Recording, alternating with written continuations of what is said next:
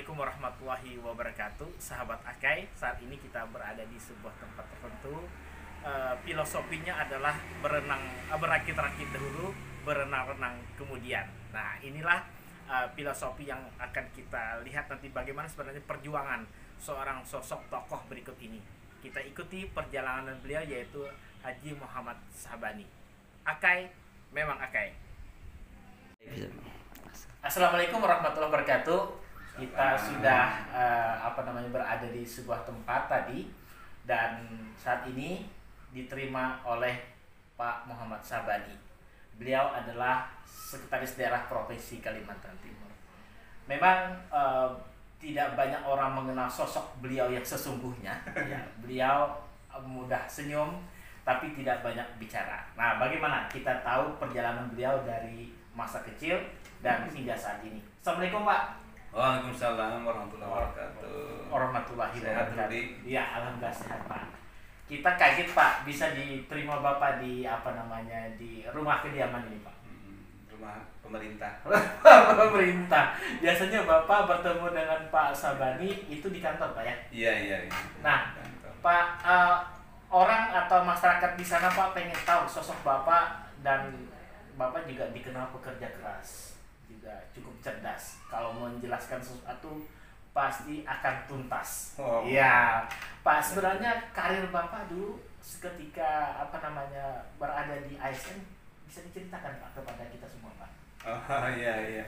Saya lulus S1 itu kan tahun 1985 ya. Di Unmul, Fakultas Kehutanan. Oh, Kehutanan, Pak, ya? Iya. Tapi sekolah saya selama ini tidak di Samarinda. Walaupun saya sebenarnya kelahiran Samarinda, di daerah Pasar Pagi sana. Oh, Pasar Pagi. Iya. Tapi saya SD itu di Sampit, Kalteng. Oh, Kalteng. Kemudian pindah ke Kandangan, Kalsel. Terakhir orang tua ke Balikpapan, pensiun Balikpapan, saya terus langsung ke Samarinda, balik kampung kan. Kuliah tahun 85 lulus, saya ikut tes di Bapeda, diterimalah di Bapeda Provinsi pada bulan akhir tahun ya. Nah, disitulah saya mulai bekerja. Tadinya ya sebagai junior kan, biasa junior itu kan kerja itu yang penting memahami apa yang harus kita lakukan. Kalau tidak ada waktu terlalu banyak, kita baca-baca. Nah, setelah itu kita ditempatkan dalam satu tim. Waktu itu ada kerjasama Jerman. Ya. Saya berlima enggak salah. Saya, Pak Ismunandar, Zairin Zain, ya. Terus Bu Susi sekarang di Dinas Perikanan, yang terakhir itu Suparno di Berau. Pensiun sudah, jadi sudah pensiun. Pak Zairin pensiun kan. Berlima ini memang teman, Pak, ya? Iya, sebenarnya kita beda juga asalnya, tapi dikumpulkan aja. Dikumpulkan oleh pimpinan untuk jadi satu kelompok di bawah komandan orang Jerman waktu itu. Ada bulenya untuk bagaimana kita bekerja untuk melakukan aktivitas pembuatan rencana-rencana tata ruang di tingkat-tingkat pedesaan. Situlah saya. Nah, di situ saya ditawari sekolah. Dua pilihan waktu itu, menjadi konsultan atau sekolah. Konsultan lanjutan jasa Jerman tapi di Sumatera Barat. Oleh pimpinan Bapeda, saya lebih baik milih sekolah. Saya juga berpikir begitu, lebih baik saya milih sekolah. Waktu itu kan tidak ada banyak orang yang mau sekolah. Waktu sekolah itu kita tes memang di Jakarta, yang diterima waktu itu kebetulan Indonesia cuma 2, saya dan satu orang dosen dari Satya Wacana Salatiga. Nah, pergilah saya pertama kali keluar negeri itu. Ya, pertama kali itu, Pak, ya? Ya, pertama kali ya belum tahu apa-apa. Ya. Dan bahasa pun karena belajar kursusnya kadang otodidak, kadang belajar ikut-ikut kursus ada di Bapeda. Oleh pimpinan Bapeda ya disilahkan berangkat untuk sekolah. Sekolah saya. Tujuannya kemana waktu itu, Pak? Saya kebetulan dapat seleksi itu sandwich program, sponsornya kan DAAD Jerman. Jerman. Ya, sandwich program itu di Asian Institute of Technology Bangkok, Thailand, dan kemudian University of Dortmund, Jerman, waktu itu Jerman Barat. Nah, selama totalnya jadi 2 tahun lah dengan hitungan libur dan sebagainya. Jadi di sebuah kota di Jerman, Pak ya? Iya, Dortmund. Kalau sepak bola Dortmund ya. Karena saya pernah sekali nonton lah. Iya. Dortmund ya. Dortmund. Nah, di Thailand itu kira-kira 42 km dari Bangkok. Cukup jauh, kampusnya terkonsentrasi di sana. Iya. Kita ada mahasiswa lain juga dari berbagai negara, tentu ada mahasiswa Indonesia di lain beda jurusan ya. Saya ke Jerman itu kita di Thailand dulu teori satu term istilahnya itu 3 bulan 4 bulan lah ya. Kemudian ke Jerman 1 tahun teori juga itu, teori di Jerman di Dortmund itu tahun 89 saya datang September Oktober tembok Berlin runtuh. Itu sejarah yang gampang diingat. Jadi sebulan setelah kedatangan kami tembok Berlin runtuh kan. Nah, kita kuliah di sana, tahun kemudian kita balik ke Thailand untuk melakukan riset penulisan tesis kita. Selesai saya tahun 91, jadi 2 tahun saya selesai. Saya ditawari S3 di Australia, saya sudah lengkapkan juga semua. Tapi waktu itu kebetulan pimpinan mengatakan jangan sekolah terus, kerja dulu. Iya. Setelah itu saya kerja, tapi saya sekolah. Saya waktu itu belum, waktu saya berangkat sekolah itu rasanya saya baru 100% itu PNS-nya. Sudah menikah waktu itu, Pak? Sudah. Jadi saya pergi itu, istri saya hamil anak pertama. Jadi saya balik ke Indonesia itu, anak saya sudah 11 bulan. 11 bulan. Jadi tidak melihat kelahiran anak pertama? Tidak melihat. Komunikasi juga susah karena telepon di Indonesia di Samarinda relatif susah. Masih telepon rumah itu. Ya, Pak. Kita tidak punya telepon rumah, jadi harus cari dulu keluarga yang punya telepon. Telepon dari sana baru kita bisa bicara. Pak, apa yang Bapak dapatkan dan generasi muda tahu, Pak, dari perjalanan singkat pendidikan Bapak di luar negeri, Pak? Ya, memang kalau kita ingin memperoleh pengetahuan yang memadai, kita memang harus melanjutkan sekolah. Tapi memang ada satu kompetisi yang ketat di sekolah-sekolah luar negeri itu. Waktu saya itu kompetitor kita itu rata-rata dari negara-negara India, ya, Bangladesh, Pakistan, mereka Korea, itu orang-orang yang rajin belajar. Dan ini yang perlu memang, tapi kita memang harus mengatur ritme kita supaya kita juga jangan sampai sakit ya. Mereka itu kuat sekali belajarnya ya.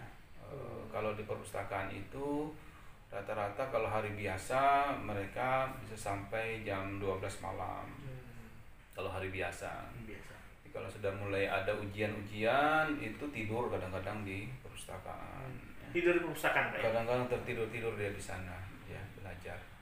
Dan kalau kita ya tentu saya aja tidak sanggup mengikuti ritme itu ya, paling kita sampai pukul 11 malam itu sudah mulai menyerah lah kalau kita bangun subuh lagi kan. Pernah berpuasa di luar negeri, Pak? Saya berpuasa di Jerman pernah, di Thailand juga pernah. Apa, Pak, perbedaannya dengan ya? Kalau di Jerman puasanya waktu itu bulan apa ya? Yang ya kalau kita puasa itu di musim-musim dingin atau musim semi masih lumayan. Ya. Jadi malamnya singkat. Tapi kalau kita musim panas itu panjang sekali siangnya. Kalau musim-musim gugur itu musim dingin itu siangnya sebentar aja, malamnya sebentar. Tapi jam jam itu bukan malamnya sebenarnya, siangnya sebentar ya, jadi cepat buka kan. Cepat buka kalau musim dingin. Oh, musim dingin, Pak ya. Kalau musim panas malamnya sebentar, siangnya lama. Nah itu, tapi yang jelas memang di tempat orang waktu itu kan namanya juga di negara non muslim ya, ada kita harus cari kelompok-kelompok mahasiswa muslim. Kebetulan kalau di Jerman itu kan ada orang Indonesianya. Kita carilah kumpulan untuk puasa. Kalau Idul Fitri kan kita tidak tahu, sholat setelah itu kuliah. Nggak ada libur. Kalau di Thailand juga orang kita sholat id orang kuliah kan kadang. Jadi ya kita. Pak, apa yang ingin Pak Sabani katakan kepada generasi muda kita untuk memotivasi mereka untuk terus mendapatkan pendidikan dan ilmu, Pak? Iya, kita dalam era kompetisi global sekarang ini memang perlu peningkatan pengetahuan. Di zaman era revolusi industri 4.0 ini baru 4.0, nanti 5.0 lagi kan? Ya. Nah, semua teknologi itu memerlukan kemampuan otak untuk berpikir. Karena kompetitor kita bukan manusia saja sekarang. Kompetitor kita sekarang teknologi juga ya. Jadi kemampuan menguasai teknologi itu penting. Dengan menguasai teknologi kita akan bisa menguasai keterampilan yang memadai, dan untuk dapat menguasai itu tentu kita harus belajar, sekolah, dan harus ada motivasi dalam diri untuk bisa berkompetisi. Kalau tidak kita ketinggalan. Jangankan dengan negara lain, dengan kota lain yang lebih maju, orang-orang yang suka berkompetisi di bidang teknologi, kita bisa ketinggalan. Tidak harus kita pada bidang teknologi yang sulit bagi kita, tapi pengetahuan tentang teknologi informasi juga menjadi penting. Karena dari situ kita bisa memperoleh bermacam manfaat. Asal digunakan memang untuk kepentingan yang baik. Ya, karena teknologi di kepentingan salah kan repot juga. Betul. Oke. Ya, sahabat Akai, itulah tadi sedikit cerita menarik yang bisa kita ambil petik untuk sebuah pelajaran pengalaman Pak Muhammad Sabani di beberapa tempat dan saat beliau mencoba memulai hidup ini ya dan karirnya. Ya. Ya Pak, ini ada beberapa foto keluarga, bisa diperkenalkan ke kita Pak. Iya. Saya ini foto sudah cukup lama ya. Cukup lama, ya. Sekarang anak saya 5 ya, cukup banyak kalau dibilang orang. Tapi itulah alhamdulillah kita punya dapat anak rezeki Pak ya. 3 wanita, 2 pria. 2 sudah berkeluarga. Nomor 1 itu di Balikpapan, wira swasta. Yang nomor 2 sekarang ada di sini, perempuan baru melahirkan kan, kita dapat cucu. Nomor 3 sudah kerja juga. Yang nomor 4 itu kuliah untuk menyusun skripsi. Yang nomor 5 sekarang lulus SMA. Kuliah. Ya. Saya menikah tahun 1988, waktu itu baru belum 100% ya. Oh iya Pak. Umur 26 lah. 26 tahun. Cukup lah, sekarang kan sudah 58, jadi berapa puluh tahun yang lalu kan? Iya. 32 tahun yang lalu. Kenal dengan ibu? Waktu itu kayak apa Pak? Kenal tuh ya kebetulan aja ketemu. Ya, kan masih kuliah, masih skripsi lah. Waktu di Unmul Pak ya? Unmul saya. Ibu bukan, ibu kan waktu saya kenal dia masih SMP. SMP? Oh, di Samarinda juga Pak? Sangkulirang. Oh, Sangkulirang. Orang Sangkulirang. Penelitian. Kehutanan Pak ya? Iya.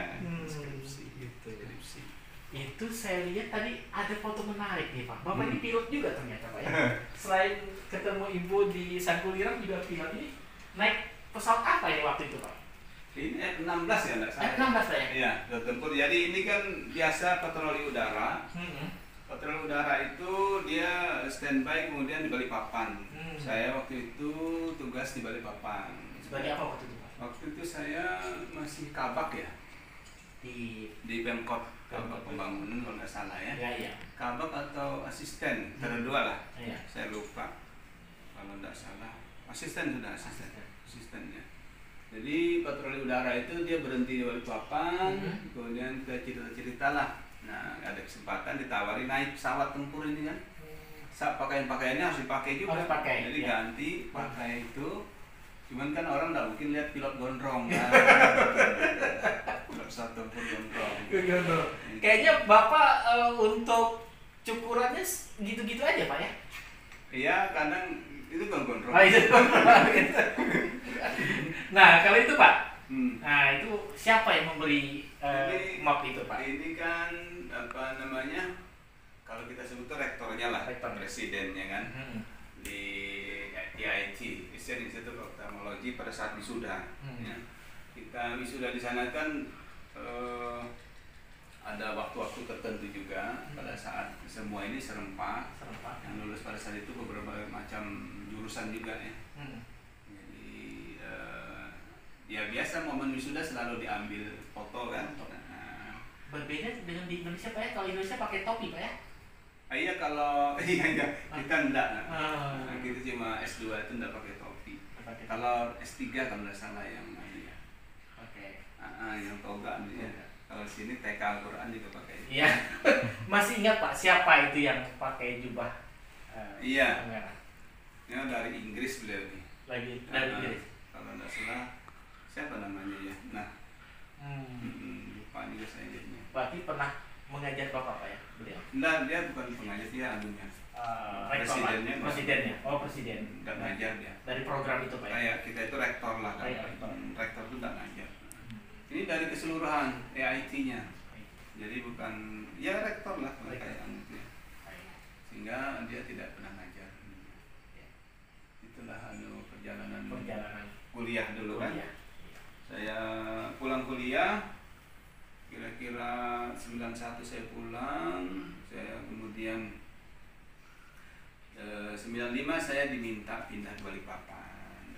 Awalnya itu 95 waktu itu Pak Imdat. Pak Imdat langsung ke Pak waktu itu Gubernur Pak Almarhum Ardan. Dia langsung ke sana minta disposisi, panggil saya,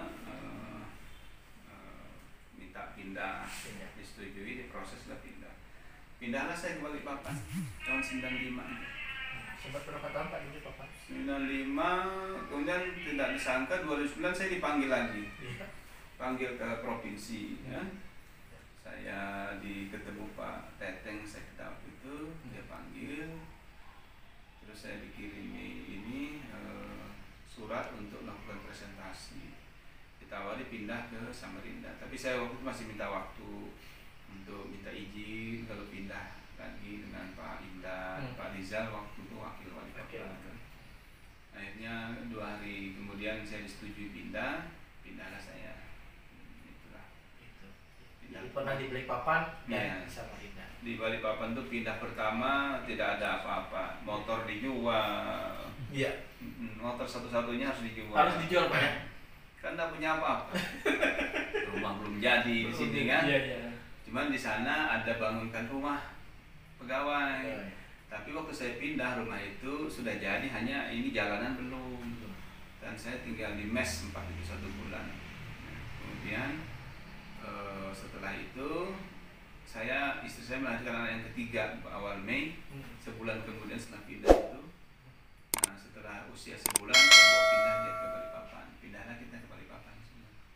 Dari 95, 2009 itu saya dipanggil lagi ke sini. Pindahlah lagi saya. Tinggallah di sini. Tinggal di sini. Pak, satu hal lagi. Siapa anak-anak Bapak yang mengikuti jejak Bapak? Sementara ini kan yang mengikuti jejak di pegawai negeri. Pegawai negeri maupun yang artinya Bapak spesialis kehutanan. Oh, enggak ada. Oh, enggak ada Pak ya? Yang kehutanan enggak ada. Enggak ada. Yang di birokrasi Pak? Ya baru satu, ini pun dia baru ikut tes tadi kan. Tes tahap pertama baru lulus, tapi bukan di Pemprov. Menunggu tes berikutnya ini kan. Jadi belum ada lagi yang mengikuti. Yang nomor satu dia wira swasta, dia usaha sendiri. Itu yang kayaknya tidak akan ada banyak yang mengikuti. Saya juga tidak terlalu mengarahkan untuk menjadi pegawai negeri ya. ASN Pak ya? Ya, jadi kemana lah terserah dia yang mau, mana baiknya kan. Ya. Pak. Bismillahirrahmanirrahim. Lan tanalul birra hatta tunfiqu mimma tuhibbun. Wa ma tunfiqu min syai'in fa inna Allah bihi alim. كل الطعام كان هلا لبني إسرائيل إسرائيل ما حرم إسرائيل على نفسه من قبل أن تنزل التوراة قل فأتوا بالتوراة فاتلوها إن كنتم صادقين Sadaqallahul azim. Kita itu diminta untuk melakukan banyak berinfak gitu ya.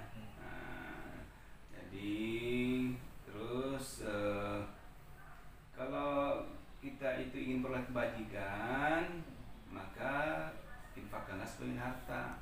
Tapi kalau tidak menginfakkan sebagian harta, maka ya kita jangan berharap untuk mendapat kebajikan itu. Itu yang ayat yang pertama. Ayat yang pertama dari ya. Al-Imran. Ya, Al-Imran ayat 92, surah 3 ayat 92. Biasanya Pak kalau ngaji ini setelah sholat asar atau setelah subuh. Kalau libur itu banyak waktu. Kalau sekarang kan pulang kerja sempatkan. Kalau Ramadan ini kan kita ada usahakan sebanyak-banyaknya. Tapi kalau hari-hari biasa setelah subuh nanti sempatkan setelah maghrib. Kalau hari biasa kan kadang pulang kerja kan kita tidak tentu. Kalau tidak peristiwa COVID ini mungkin kadang bisa jam 6 baru pulang. Ini kan kita bisa ada mengatur waktu lah. Tapi kalau Ramadan, nah kita pulang usahakan jangan lama-lama di kantor karena mumpung Ramadan nih kita atur waktu menyempatkan baca-baca tadarus dan gitu. Oke Pak. Cukup. Ya. Wabarakatuh. Saya Muhammad Sabani mengucapkan selamat menunaikan ibadah puasa. Ibadah Ramadan. Semoga kita mendapat limpahan berkah di Ramadan ini dan manfaatkanlah waktu di Ramadan ini untuk meningkatkan ibadah kita dan juga kepada para remaja, para pemuda serta tentu ASN dimanapun Anda berada.